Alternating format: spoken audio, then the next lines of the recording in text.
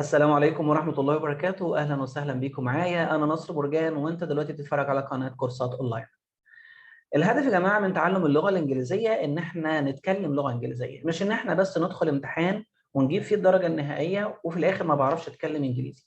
طب علشان أعمل كده وعلشان أتكلم إنجليزي بطلاقة أعمل إيه؟ في خطوات كتيرة المفروض تعملها. أنا جايب لك خطوة منهم النهاردة. الخطوة بتاعت النهاردة إن أنت تتعلم حاجة اسمها idioms and phrasal verbs. idioms يعني مصطلحات، phrasal verbs يعني أفعال مركبة. في أمريكا يا جماعة الناس دايما بتستخدم مش اللغة اللي أنت بتقرأها في الكتب. اللغة اللي أنت بتقرأها في الكتب لغة رسمية جدا. أحيانا ناس كتير مش بتستخدمها في الشارع، يعني أنت لو سافرت أمريكا أو سافرت إنجلترا ممكن تلاقي نفسك ما انتش فاهم هم بيقولوا إيه، مش ده اللي أنا درسته في الكتب. اللي أنت بتسمعه بقى في الشارع في أمريكا أو في إنجلترا هو اللي أنا بقوله لك النهاردة، اللي هو الidioms and the phrasal verbs. أنصحك في بداية الفيديو إن أنت تحضر ورقة وقلم أو دفتر كده أو كراسة وقلم معاك، تكتب معاهم الفريزال فيربس اللي انا هقولها لك النهارده او الايديومز اللي احنا هندرسها. كل ايديوم او فريزال فيرب انا كاتبه بالترجمه بتاعته وكاتب عليه جمله عشان اوضحها لك من خلال مثال. يلا بينا على طول نروح على الفريزال فيربس ونقراها مع بعض، بس قبل ما نروح ما تنساش ان انت تشترك في القناه لو مش مشترك معانا، اعمل لايك للفيديو لو الفيديو عجبك، وان شاء الله تستفيد معانا في القناه. ومستني تعليقاتكم تحت في الكومنتس، لو في اي تعليق عندك، اي سؤال، اي حاجه انت حاببني ان انا اشرحها لك في المستقبل اكتبها لي في الكومنتس وان شاء الله اكون عند حسن الظن. ويلا بينا اعمل شير سكرين على طول مع الفريزال فيربس اللي احنا هنشرحها النهارده. دي الفريزال فيربس اللي احنا هنشرحها النهارده يا جماعه. اول اديوم عندي اسمه about to. Number one is about to. About to which means ready to or on the verge of. معناها مستعد لي او على وشك ان هو يفعل شيء معين. About to. For example, I'm glad you're finally home. I was just about to have dinner without you. أنا سعيد لأنك أخيرا في المنزل. أنا كنت على وشك أن أتناول العشاء بدونك. I was just about to have dinner without you. يبقى أول idiom عندنا اسمه about to، معناها على وشك أن أو كنت مستعد لي. Number two, after all. After all which means despite everything. بالرغم من كل شيء أو في النهاية أو على كل. Let's read the example. It doesn't matter what your boss thinks of you. After all, you're going to quit your job anyway. It doesn't matter what your boss thinks of you. لا يهم ما يعتقده رئيسك فيك، رئيسك في العمل يعني. After all على كل أو في النهاية you're going to quit your job anyway. أنت سوف تترك عملك على أي حال. Number three, at least. At least which means anyway or the good thing is that. على أي حال أو الشيء الجيد هو. For example, June can't afford to buy a house, but at least she has a good apartment. June can't afford to buy a house. June لا تستطيع شراء منزل. But at least she has a good apartment. لكنها على الأقل تمتلك شقة جيدة أو شقة جيدة، بيت صغير يعني. يبقى at least it's an idiom معناها على أي حال أو الشيء الجيد هو. Number four, to break the news. To break the news معناها ان انت تنقل الاخبار or to make something known. تنقل خبر معين لحد معين. For example, you would better break the news to your father carefully. After all, you don't want him to have a heart attack. You would better break the news to your father carefully. After all, you don't want him to have a heart attack.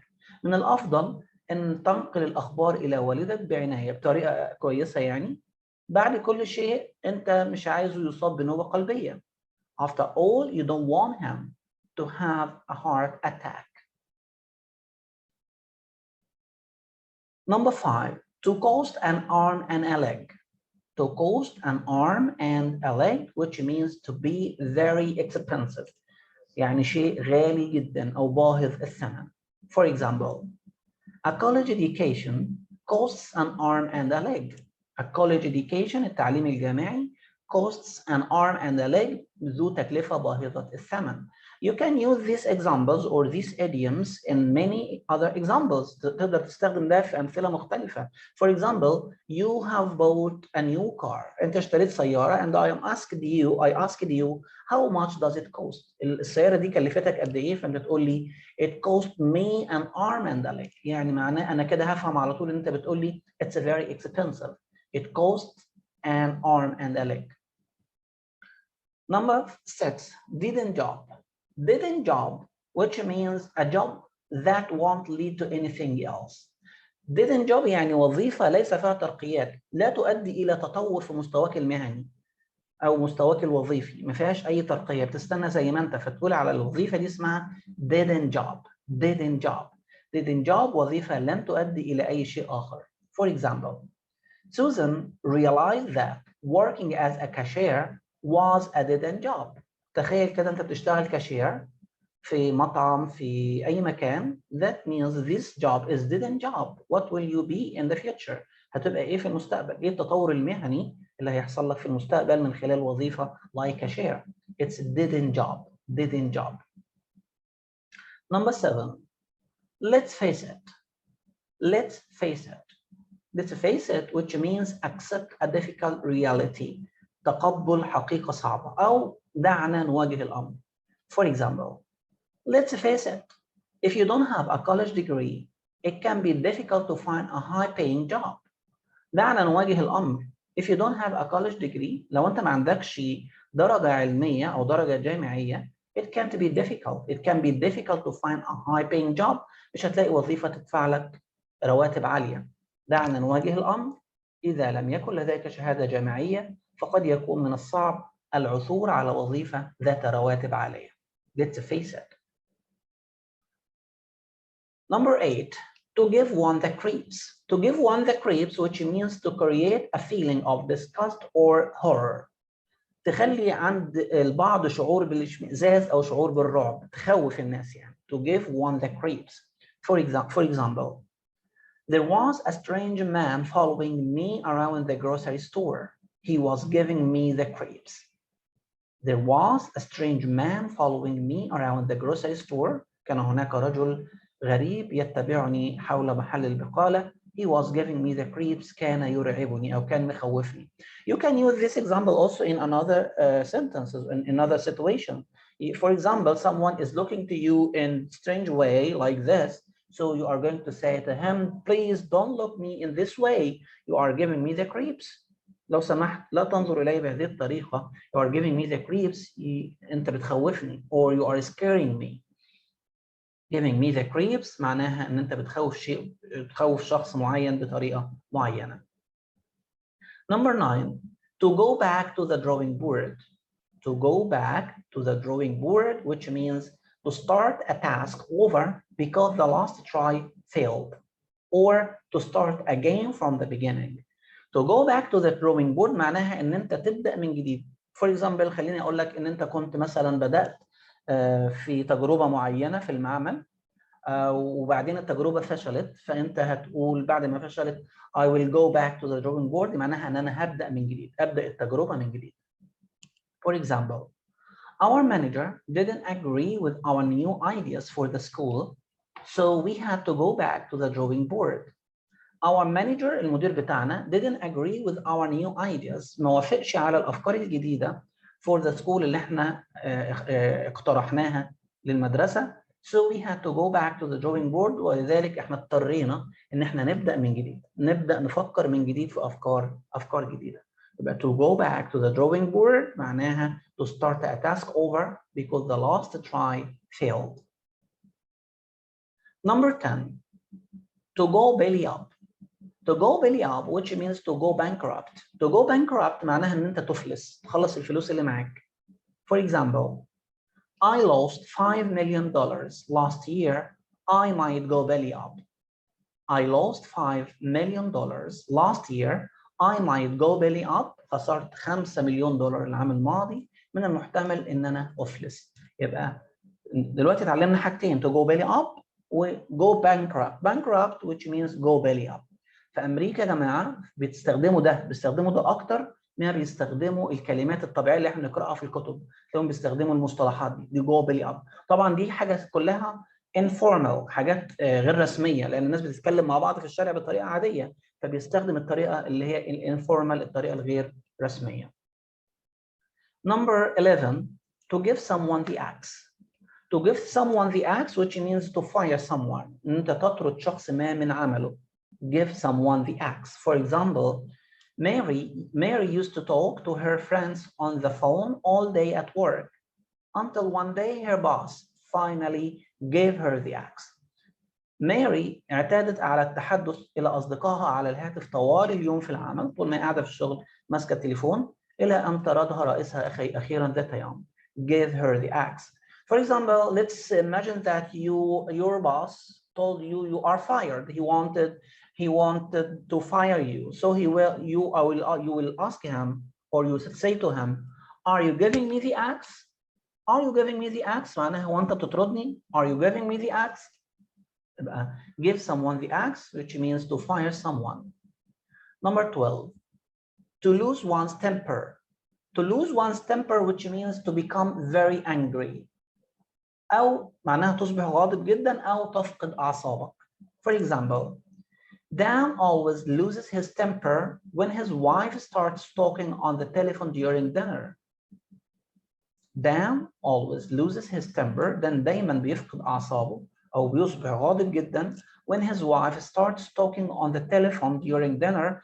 أول ما بيحطوا العشاء تبدأ زوجته تمسك التليفون وتقعد تتكلم أثناء الطعام. So he loses his temper when his wife starts talking on the phone during the dinner. Number 13, to make up one's mind. To make up one's mind, which means to reach a decision or to decide. إن أنت تقرر شيء معين أو تاخد قرار في شيء معين. For example, Ahmed couldn't make up his mind whether to attend Harvard or Stanford. Finally, he chose Stanford. أحمد couldn't make up his mind. أحمد ما كانش قادر إن هو يقرر يدخل أي جامعة، Harvard or Stanford. Finally, he chose Stanford. في النهاية هو اختار جامعة ستانفورد. Number 14, no point in. No point in, which means no reason to.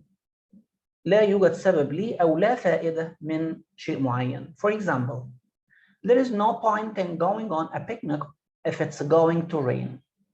There is no point in يعني لا فائدة من going on a picnic إن احنا نروح في نزهة if it's going to rain لو كانت هتمطر، لو في مطر مش هينفع نخرج في النزهة. There is no point in. You can say also there is no reason to go on a picnic if it's going to rain. No point in means no reason to. Number 15, to put up with. To put up with, which means to endure without complaint. إن أنت تتحمل شيء معين دون أن تشتكي. أن تتحمل دون شكوى. For example, I don't know how William puts up with his mean boss every day.